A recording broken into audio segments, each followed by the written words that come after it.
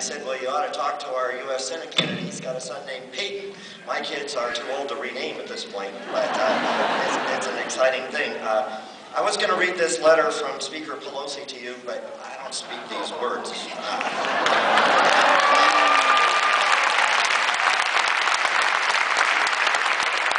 had a big decision to make earlier this week. The Republican retreat's going on right now, and I had to decide whether to come back home to Leo last night for our annual tribute to the veterans and come with you, or to hear some President Obama a second time. And it wasn't a close call.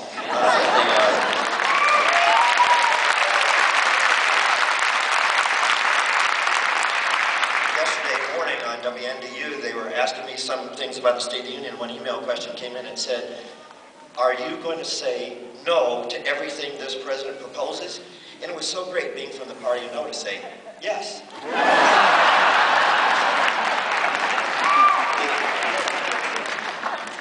This is the first time since 1995 that we have a pro-abortion president, a pro-abortion speaker, and a pro-abortion head of the Senate.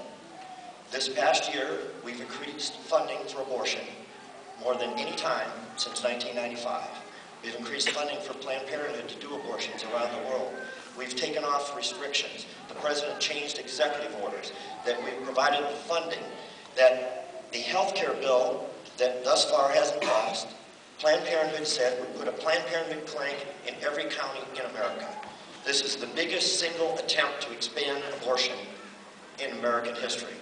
Now, at the tail end of the day, they had to get an amendment that was actually a good amendment. It was very controversial, and we had a big battle inside the Republican Party because those of us who were pro-life felt we needed to back it, even if it was attached to a bad bill. Didn't vote for the bill, but we had to do the pro-life amendment, but they'll strip that out. They're trying to get the foot in the door of anything they can get in the door, because once they grant that the federal government's going to take over health care, it is inevitable. And in the original base bill that went through Ed and Labor, the Miller bill is actually the base bill, not the Waxman bill. The chairman of the subcommittee, in debate, when I offered the two pro-life amendments, that conscience clause and no federal funding, he said, if there is federal funded health care, there will be federal funded abortion. It's a constitutional right. That is where we're headed. And we have to stop it. And we have to be the conscience of America. It isn't just marching in election year, it's marching in the non-years.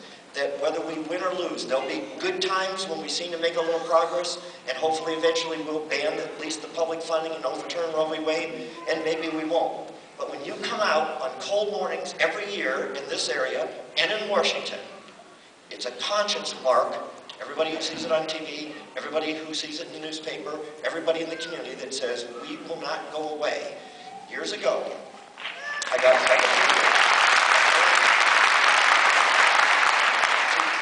Jerusalem in Israel on the 50th anniversary.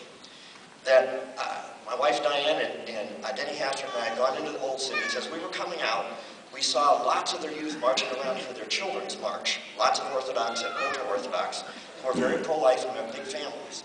And I remember Denny saying, this is why Israel isn't going to go away. You see all these young people committed to keeping Jerusalem under the control of the Jewish nation. Well, that's what I saw at the pro-life march. These hundreds of kids coming in from Fort Wayne. I took one group from Poinger, another that had lots of Lure students. We had kids from Homestead and Leo and Norwell and other places too, but particularly large groups from Lures and Poinger. You know what? Their questions were substantive. Their comments were substantive. There was a quality of their understanding. And people who are pro-life aren't aborting our kids. Our kids are going to be here. They're going to fight. They're being developed by parents and communities.